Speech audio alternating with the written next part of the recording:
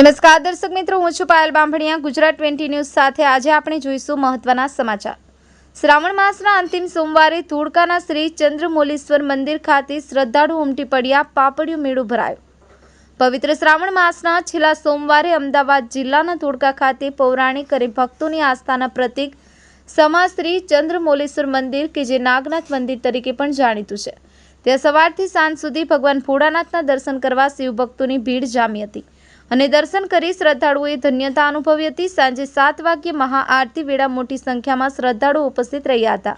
આ નિમિત્તે અહીં ભજનનો કાર્યક્રમ પણ યોજાયો હતો. શ્રાવણ માસના છેલ્લા મેળો ભરાયો હતો, જેમાં લોકોએ મેળાની મોજ માણી હતી.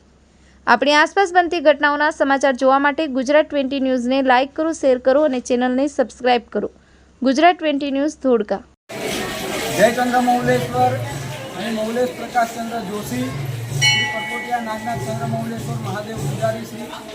અહીંયા આ વખતે જે શ્રાવણ મહિનાની છેલ્લી અમાસ હતી, સોમવારનો અહીંયા પવિત્ર દિવસ અને છેલ્લે અમાસનો પવિત્ર દિવસ હતો, તો અહીંયા સવારથી લગભગ 5 વાગ્યાથી અત્યાર સુધી દર્શનાર્થીઓનો શિવ ભક્તોનો પુષ્કળ ઘસારો અહીંયા રહ્યો હતો અને બહારથી પણ પુષ્કળ પ્રમાણમાં ભક્તોની સંખ્યા અહીંયા દર્શન કરવામાં વધારે હતી.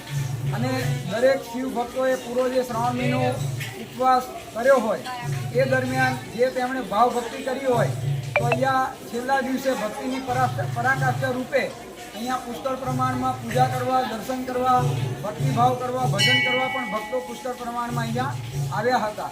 અને અહીંયા છેલ્લો શ્રાવણ મહિનાનો અહીંયા પાપડીયો મેળો જે ભરાય છે, એમાં પણ ભક્તોએ પુષ્કળ પ્રમાણમાં દર્શન કરી પ્રસાદ લઈને ભક્તિભાવપૂર્વક દર્શનનો લાભ લીધો હતો.